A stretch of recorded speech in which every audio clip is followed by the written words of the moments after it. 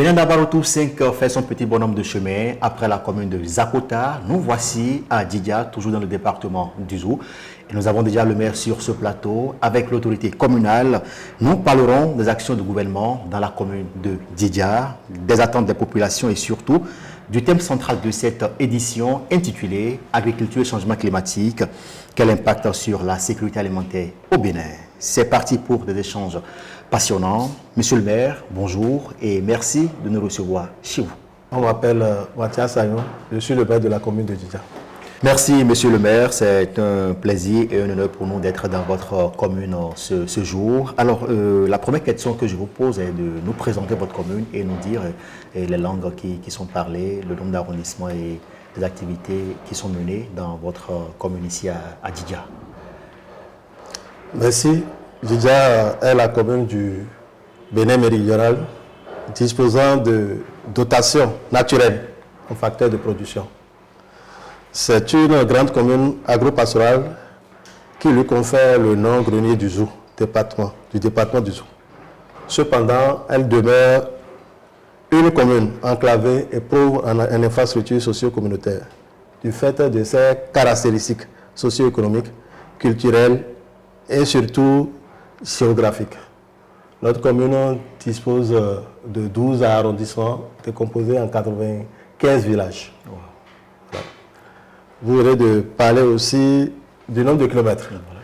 Je dis que c'est la grande commune parce que occupant 41,66% de tout le département.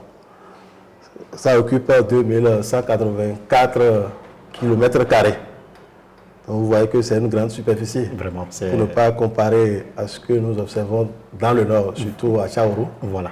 Pour dire que ce n'est pas une petite commune, c'est la plus vaste commune, en tout cas de tout le Zou. Nous avons combien d'arrondissements dans Je viens de le dire, et... Djidia compte 12 arrondissements, subdivisés en 95 villages. Ok. Voilà.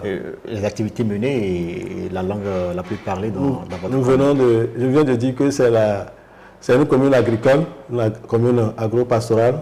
Donc, on nous reconnaît par rapport à la culture de l'iam. On nous reconnaissait par rapport à la culture de l'iam, mais aujourd'hui, c'est le soja, le coton et autres qui ont plus pris le pas. La culture de l'iam a chuté au profit du soja, du coton, du maïs et autres.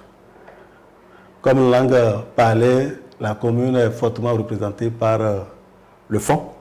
Il y a le fond, il y a les adjas qui sont avec nous, il y a aussi les peuls. Sinon, c'est une commune cosmique parce que presque toutes les langues sont parlées, mais en majorité le fond. Et voilà, nous avons une idée claire de la présentation de la commune de Djidia. Nous savons désormais le nombre d'arrondissements que compte cette commune. Nous avons une idée claire de la langue parlée dans cette commune. Monsieur le maire, quels étaient les défis qui étaient les vôtres lorsque vous étiez en train de venir à la tête de cette commune appelée Djidia? Les défis étant énormes. Vous savez que l'administration est une continuité.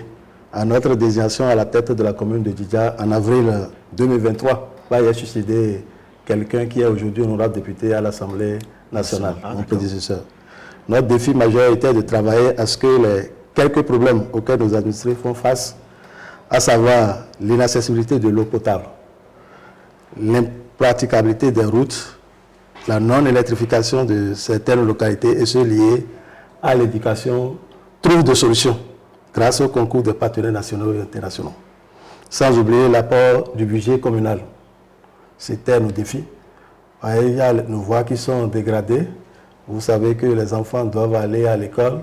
Il faudrait qu'on soutienne les cantines scolaires. Les cantines scolaires, venir en appui à ceux qui n'ont pas de moyens. Je parle des enfants vulnérables qui n'amènent pas peut-être les 25 francs par repas. Il faudrait que la mairie puisse leur venir en aide. C'était les défis majeurs que nous avons à charge de régler. Le problème de voie, problème d'eau potable. Il faudrait que tout le monde ait accès à l'eau potable. Il est vrai, nos centres-villes, je parle des chefs de ville d'arrondissement, ont l'eau. Mais les contrées, les hameaux que nous disposons, parce que c'est une commune agricole, il faudrait que ceux qui vivent dans ces hameaux aussi puissent trouver de l'eau potable.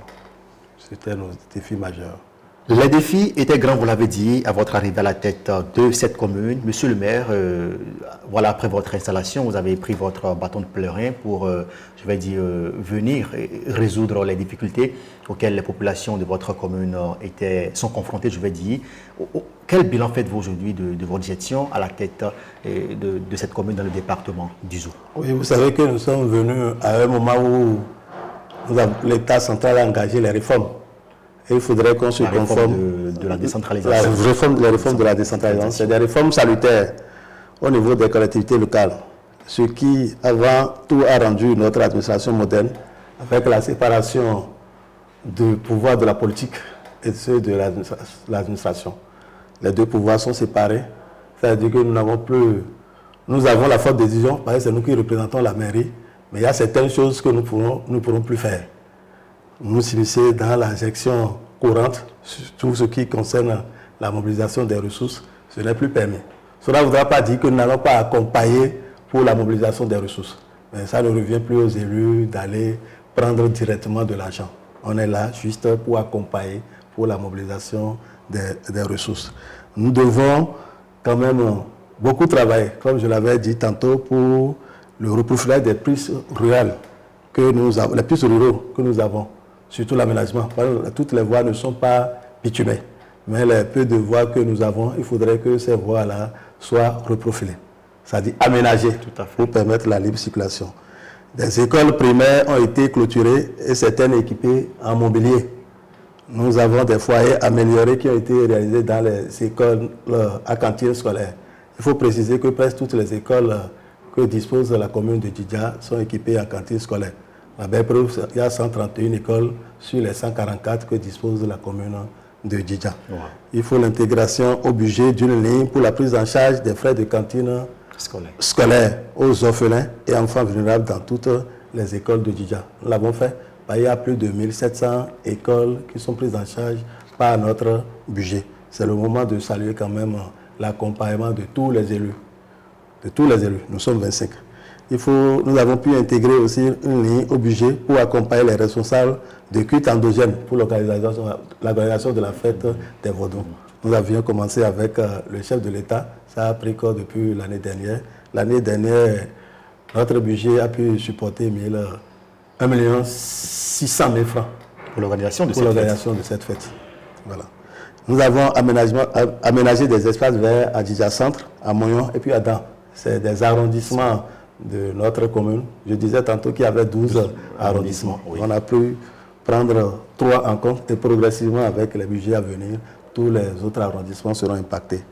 Il faut la recherche fructueuse d'un nouveau partenaire pour notre commune. On avait un partenaire entre-temps avant notre installation, c'était avec les Belges, le Tétini.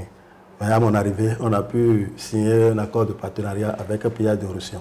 Et oui, des actions ont été menées par l'équipe communale au profit des populations de la commune de Djidja. Aujourd'hui, monsieur le maire, dites-nous, au-delà de la commune, quelles sont les actions que le gouvernement a menées au profit des populations de la commune de Djidja? Merci, c'est le moment de remercier le gouvernement du président Talon, parce que cela a impacté positivement notre commune. Je ne sais pas si vous aviez fait un tour il y a 5 ans, sinon plus de 5 ans avant, parce que quitter Boycon pour venir ici, c'était un calvaire avec la voie. Mais aujourd'hui, on passe librement sur une voie bitumée de Boycon, du carrefour Zakwa jusqu'à Djidja Centre. Il y a aussi des panneaux solaires qui sont installés. Quand il dit panneaux solaires, même si c'est des partenaires, sachez que c'est en accord avec le gouvernement actuel. Nous avons la construction d'autres routes en vue. Il est vrai, même si ce n'est pas encore chose réelle, il y a le Bretel Moignon, Adam, en cours. On ne l'a pas encore vu, mais on est confiant par le gouvernement. Quand il dit, il le fait. C'est pourquoi il dit, nous sommes confiants, on ne l'a pas encore vu. Nous souhaitons encore que cette voie bitumée puisse quitter aussi Djidja pour aller jusqu'à Tchéti. Nous sommes en frontière avec Savalou et Tchéti. Donc la voie s'est arrêtée à Djidja Centre ici. Mais c'est une œuvre de ce gouvernement. Parce que d'autres l'avons dit en son temps, mais ce n'était pas réalisé. Mais il n'y avait même pas de pot de pierre, il n'y avait rien. Mais on a pu quand même en bénéficier de cette voie. Il y a aussi la voie Mougnon, qui ne sont que rien que des bretelles. Mougnon vers Abomey, Mougnon à l'hôpital de zone. L'hôpital de zone, c'est toujours dans la commune. Ça quitte Mougnon, Carrefour, jusqu'à l'hôpital de zone, un peu avant l'arrondissement de Ngbega. Donc, il y a aussi l'électrification en cours. Parce que certains arrondissements ont déjà bénéficié de l'électrification, surtout les chefs-lieux d'arrondissement. Il est vrai, il y a d'autres qui ne sont pas encore impactés, mais on le souhaite vivement.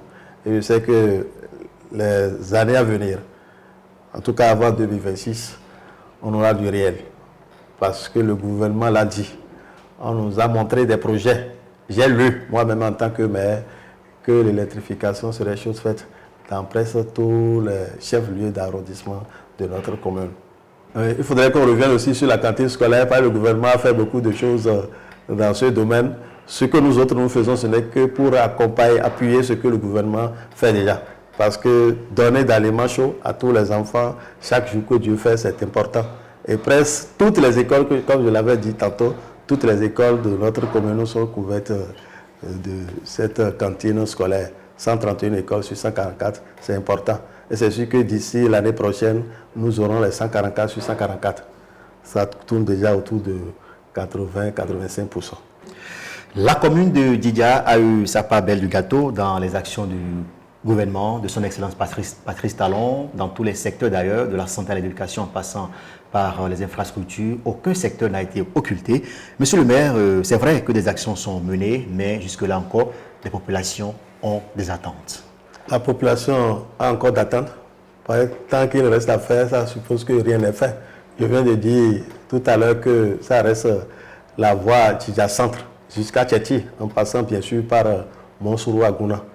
C'est notre souhait. Il y a aussi la voie Djidja, Gobert, Kasserlo. Une voie qui passe par Gobert pour aller jusqu'à Setor. Parce que Kasserlo, c'est un village de Setor. Il y a aussi les bretelles Moyon-Dan et d'autres infrastructures. Parce que quand il dit d'autres infrastructures, il faudrait que la population, même ceux qui sont dans les villages reculés, puissent bénéficier de l'eau potable. Le gouvernement a fait assez d'efforts dans ce domaine, mais ça reste un tout petit peu. Quand je l'ai dit, je sais qu'il y a déjà des châteaux d'eau qui se construisent. La belle preuve, dans l'arrondissement de Setor, nous avons en chantier 3 grands châteaux d'eau en construction. C'est l'œuvre du gouvernement. Pareil à Yobé, dans l'arrondissement de Zokon. Ça là, c'est presque achevé déjà, presque à 100%. Ça reste à quand même inauguré. Je dis ça reste juste la réception. On l'a déjà fini. On attend que la réception pour boucler ce dossier. Maintenant, nous autres, nous devons accompagner le gouvernement avec les pompes à motricité humaine dans certains hameaux. Parce que tant que ces villages ne sont pas aménagés, les voies ne sont pas tracées et autres, c'est un peu difficile pour le gouvernement d'amener l'eau courante dans ces zones. Donc ça reste à les accompagner avec les pompes à motricité humaine et autres. C'est juste ce qui reste à faire. Maintenant, nous tendons néanmoins la main au gouvernement qui sait faire la chose. Quand il le dit, il le fait. Si le gouvernement peut nous appuyer avec ces quelques voies, les châteaux d'eau et autres que nous soulignons tout à l'heure, il y a d'autres arrondissements qui n'ont pas encore bénéficié de ces châteaux d'eau. La belle preuve, quand vous prenez l'arrondissement de Dan, trouver l'eau potable là, c'est un peu difficile compte tenu de leur sol. Tout forage toujours tourne autour de la négativité. Donc il faudrait qu'on leur draine l'eau potable, l'eau pure, l'eau de la Soneb. C'est-à-dire si on peut accompagner ceux de l'arrondissement de Dan avec ces eaux courantes, ça serait très bien. Au lieu de chercher à forer, à utiliser les pompes à motricité humaine. D'accord. Ouais. C'est dire, donc, comme vous l'avez dit, tant qu'il reste à faire, c'est que rien n'est encore fait. Le gouvernement quand il promet, il le fait. Et nous espérons quand même que vos cris de cœur soient entendus par le pouvoir central afin que satisfaction puisse être apportée à vos différentes préoccupations. Monsieur le maire, cette émission se poursuit, je vais dire. Et pour cette 5e édition, je vous le disais, le thème retenu pour cette édition est intitulé Agriculture, changement climatique, quel impact sur la sécurité alimentaire au Bénin? Dites-nous si le changement climatique est réel dans votre commune et si oui, comment cela se manifeste? Oui, c'est une réalité dans notre commune. C'est bien une réalité dans notre commune, comme dans plusieurs régions du monde entier. Les effets se manifestent notamment par des phénomènes tels que la variabilité climatique accrue, les saisons des plus irrégulières, de sécheresse prolongée ou plus torrentielle provoquant des inondations. Donc on n'arrive plus à maîtriser le climat. Il y a la dégradation des sols, la perte de fertilité due à l'érosion causée par des vents plus violents ou des pluies intenses. Il y a aussi les impacts sur l'agriculture. Parce que quand il y a ces changements, vous savez que ça doit avoir un effet négatif sur l'agriculture. La commune largement agricole subit aussi ces effets climatiques sur les rendements des cultures comme le maïs, le manioc, les cultures de rente comme le coton. Il y a l'indisponibilité de l'eau, une diminution ou une variabilité des ressources hydriques affectant des activités agricoles et l'accès à l'eau potable. Et oui, vous l'avez entendu, la commune de Djidja a eu sa part belle du gâteau dans les actions du gouvernement. Et c'est vrai que plusieurs choses ont été faites dans la commune. Mais jusque-là, des populations ont encore des attentes, monsieur le maire, et vous êtes l'autorité qui porte la voix de cette population. Dites-nous aujourd'hui quelles sont les attentes de cette population vis-à-vis des actions et du gouvernement. Oui, c'est vrai, la commune de Djidja a bénéficié de beaucoup de choses du gouvernement actuel. Je vais donner l'exemple des rois bitumés, mais tant qu'il reste à faire, il faudrait qu'on continue, qu'on poursuive. Il y a la voie Djidja Centre Tchéti qui reste à bitumer. Parce que nous avions bénéficié par ce gouvernement de Sakpor jusqu'à Djidja Centre. Ça reste Djidja Centre à Tchéti. Ça reste la voie Djidja Gobert Kasserlon. Ça reste les bretelles dans le centre Mouillon. Mis à part, ça reste un chef-lieu d'arrondissement à électrifier. Quand je prends le cas de l'arrondissement de Seto qui est au bord de la voie inter-État, ça n'a jusqu'à présent pas bénéficié d'électrification du gouvernement. Je sais que tout est en œuvre, il y a beaucoup de projets en vue. C'est sûr que le gouvernement pourrait toujours penser à nous pour ces quelques arrondissements qui restent à électrifier. Il faut aussi parler de l'eau courante. Nous avons assez de châteaux déjà en construction et qui s'achèvent déjà, mais il faudrait qu'on ait d'autres pour les arrondissements qui n'en ont pas encore bénéficié. Je sais que cet or a bénéficié déjà de 3 grands châteaux qui doivent alimenter les villages de cet arrondissement. Il y a aussi l'arrondissement de Zoukon qui a bénéficié aussi de châteaux, mais ça reste Monsourou qui en ont besoin parce que la population de là-bas aussi souffre cruellement d'eau potable. Mis à part l'électrification, il faut parler de reprofilage des voies. Vous n'êtes pas sans savoir que lors du Conseil des ministres passé, il y a assez de voies de nos routes, de nos voies non bitumées là, qui seront quand même reprofilées d'ici peu de temps. Nous souhaitons que ça soit une œuvre qui impacte aussi notre commune. Parce que je cherche toujours à savoir les quelques villages qui sont concernés, parce que vous savez que nous vivons dans une commune agricole. Djidja a bénéficié de plus de ces reprofilages de voies, de ces ouvertures de voies.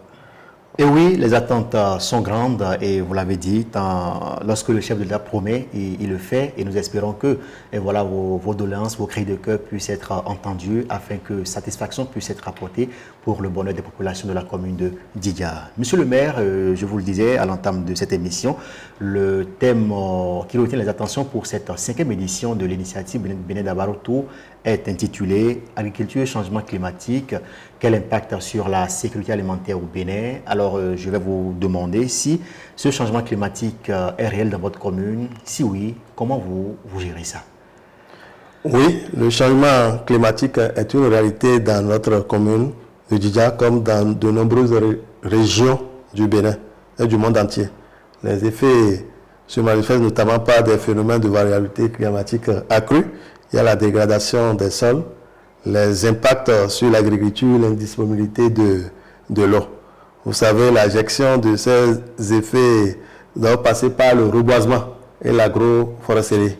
Donc nous devons encourager la plantation d'arbres autour des champs et dans toutes les zones vulnérables pour réduire l'érosion et fixer le carbone.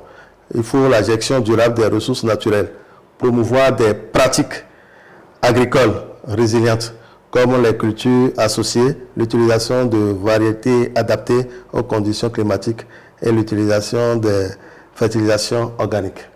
Il faut aussi la construction des infrastructures résilientes, par exemple des digues ou des bassins pour la rétention pour mieux gérer les inondations. Nous n'arrivons pas à bien gérer l'eau. Il faudrait qu'on arrive à retenir ces eaux dans l'intention de les réutiliser en cas de saison sèche, en période de saison sèche. Il faut la sensibilisation et l'éducation. Impliquer la communauté dans des campagnes de sensibilisation sur les bonnes pratiques environnementales et les enjeux climatiques. Il faut aussi des partenaires et des financements afin de collaborer avec des ONG, des agences de développement et des institutions internationales pour mobiliser des ressources financières et techniques. Juste pour la rétention de ces eaux pluviales, vous savez que la commune seule ne pourra pas faire face vu les défis, les charges qui nous attendent. Et les moyens. Donc si on peut avoir des partenaires financiers, cela pourrait nous permettre de mieux saisir ces eaux, mieux retenir ces eaux. D'accord. À vous entendre, c'est que la commune également fait face aux aléas du changement climatique. Alors, monsieur le maire, dites-nous, est-ce que ces aléas climatiques ont des conséquences sur la sécurité alimentaire au niveau de votre commune? Comment cela se manifeste? Oui, ce changement climatique a assez de conséquences. Des conséquences importantes sur la sécurité alimentaire dans la commune de Djidja. Comme manifestation, ça réduit les productions. Parce que quand il n'y a pas plu, vous savez que rien ne marche. Les changements dans la répartition de l'intensité des précipitations entraînent une baisse des rendements au niveau des cultures principales comme le maïs, le soja, l'arachide, le riz et le manioc. Il y a les sécheresses prolongées et les pluies tardives qui affectent les périodes critiques de croissance des cultures. C'est toujours pour quand même réduire le rendement que nous attendons de ces cultures que la commune de Djidja dispose. Parce que quand il y a de ces variétés de climat, rien ne marche. Ça ralentit les cultures et ça agit sur les récoltes. Il y a la variété climatique qui rend difficile la prévision des saisons, ce qui désorganise les semis, les récoltes et les activités agricoles en général. Il y a l'approvisionnement des sols. Les sols s'approvissent. Il y a la diminution des ressources en eau. S'il n'y a pas l'eau, vous savez que les cultures ne peuvent plus évoluer comme cela se doit. L'élevage aussi est affecté. Le bétail ne trouve pas de l'eau. Vous savez déjà ce que les animaux peuvent mourir. Voilà. Il y a la réduction des pâturages à cause de l'accès à l'eau potable. Conséquences sociales et économiques. Il y a l'augmentation de la pauvreté rurale. Parce que là, il y a la baisse des revenus agricoles qui pousse de nombreux ménages à aller en exode rural, c'est-à-dire vers les centres-villes pour la conduite de étudiants et autres. Pour avoir du revenu. Pour avoir des revenus. Il y a l'insécurité alimentaire accrue. Là, il y a l'insuffisance en quantité et en qualité sur les groupes vulnérables. Les femmes et les enfants qui n'arrivent plus à respecter les 3 repas par jour. Les pistes de solutions pour améliorer la sécurité alimentaire. Là, il faut la promotion des pratiques agricoles résilientes. Il faut le renforcement des systèmes d'irrigation. Il faut le soutien à l'agroforesterie. Il faut le renforcement des capacités communautaires. Il faut le mécanisme de stockage et de transformation. Il faut la diversification économique aussi. Et oui, les conséquences du changement climatique sur la sécurité alimentaire dans la commune de Djidja est remarquée et Des pistes de solutions également sont proposées par le conseil communal pour trouver solution à ces aléas climatiques. Pour cette 5e édition, je vous le disais, le groupe de presse d'Abaro a bénéficié de l'accompagnement du groupe KDK et ce groupe qui, voilà, en accompagnant le groupe de presse, accompagne également les mairies qui nous reçoivent dans le cadre de cette tournée et met à la disposition de ces communes 2 demi-bourses, une pour le lycée et voilà l'autre pour l'université KDK, tous le lycée et l'université qui forment dans le secteur agricole. Monsieur le maire, dans ce sens-là, vous bénéficiez aujourd'hui voilà, de 2 demi-bourses pour les enfants de la commune de Djidja qui voudront se former dans le secteur agricole. Dites-nous aujourd'hui, voilà, quelles sont vos impressions face à cette initiative-là portée par l'honorable Charles Toko, promoteur du groupe KDK. Je sais que l'honorable Charles Toko fait assez dans ce domaine. Il est vrai, je n'ai jamais eu la chance de discuter face à face avec lui, mais au moins je le lis à travers les réseaux sociaux, à travers la presse et autres, par rapport à tout ce qu'il fait dans ce domaine. Mes intentions, vous savez que je ne peux que me réjouir de ce qui se fait. 2 bourses, c'est important. Ce n'est pas de l'eau jetée sur du canard. Il faudrait que la mairie aussi puisse accompagner, malgré que nous avons les 2 demi-bourses. Comment faire pour que ces 2 qui seront peut-être sélectionnés puissent quand même bénéficier de cette formation. Ne dites pas après qu'ils n'ont pas de moyens pour compléter le reste, ne serait-ce que la moitié de ce qui est accordé. Je vais discuter avec mes conseils pour que la totalité de ces bourses-là soit quand même chose faite. Sinon, s'il faut se cotiser, parce que le budget n'a rien prévu dans ce domaine, je vais les voir, nous allons cotiser et compléter la bourse. Je dis bravo à ce monsieur, à l'honorable Charles Toko, qui fait déjà beaucoup. C'est sûr que toutes les autres communes ont aussi bénéficié de cette bourse. Je ne sais pas si c'est Djidja seul. 2 fois 117, c'est important. Je lui tire chapeau et je le remercie très sincèrement. Et voici le maire qui apprécie l'initiative du promoteur du groupe KDK, Charles Toko, pour cette initiative. D'ailleurs, il faut préciser que les apprenants qui suivent les cours dans cette université et dans ce lycée ont la chance de faire des cours pratiques également au niveau de la FEM KDK située dans la commune de Tiaoro. Monsieur le maire, nous tendons vers la fin de cette émission. Alors, en un mot, qu'est-ce que vous avez à dire au gouvernement voilà, et à travers cette caméra qui vous est offerte aujourd'hui. Depuis le début, je ne peux que remercier le gouvernement qui impacte positivement notre commune. Je le remercie et je garantis à ce gouvernement tout le soutien de la commune de Djidja. Je le dis au nom de mes pères conseillers, je le dis au nom de toute la commune de Djidja, qu'il a notre entière confiance. Notre entière confiance. Vous verrez dans les jours à venir, celui qui l'aura proposé, vous verrez comment la commune de Djidja pourra le supporter. Il a beaucoup fait. On ne peut pas tout faire en 10 ans, mais ce qui est fait est vraiment important par rapport, regardons un peu loin, en arrière voilà, par rapport à ce qui était fait et ce qui est fait dans ces 10 ans. Dans mon introduction, j'avais énuméré un peu, mais n'oubliez pas que la commune de Djidja aussi a bénéficié de la construction d'un lycée agricole. Il ne faudrait pas qu'on oublie. C'est juste pour dire qu'en son temps, notre honorable aura nous soutenir aussi par rapport, nous donner de bourses aussi par rapport à notre université qui est ici. Je sais qu'il peut le faire. Ce n'est pas toujours pour valoriser son université, sa ferme et autres. Il est là pour tout le Bénin. Je le connais. Je sais qu'il est capable et qu'il pourra nous accompagner en son temps. Il n'est pas le seul, mais ça a démarré déjà par lui. Oui, monsieur le maire, et voilà, vous venez d'adresser des mots à l'endroit du gouvernement à présent. Et qu'est-ce que vous avez à dire à votre population pour qui vous travaillez corps et âme pour leur apporter satisfaction? Oui, le défi qui nous attend est énorme. Et pour ces populations, il faudrait qu'on les invite à nous accompagner dans la mobilisation des ressources. Parce que la mairie se base plus sur les ressources propres, sachant bien que l'État central envoie les fonds FADEC. Mais il faudrait qu'on se base sur nos capacités propres. Et pour avoir ces ressources, il faudrait que ces populations arrivent à payer les taxes. Il faudrait qu'ils arrivent à payer les taxes.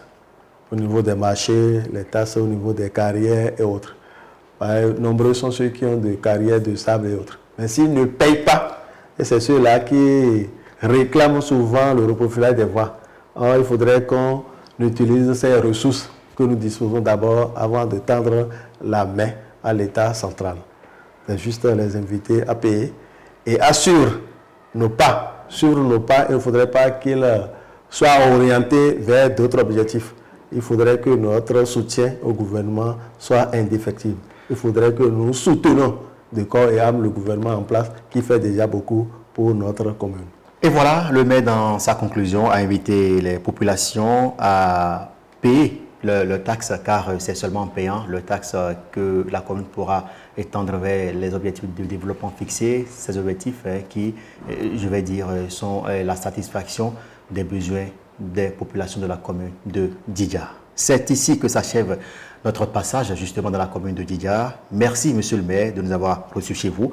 Les enjeux liés à l'agriculture et au changement climatique sont d'une importance capitale et chaque effort compte pour relever ces défis. Rendez-vous pour la prochaine étape.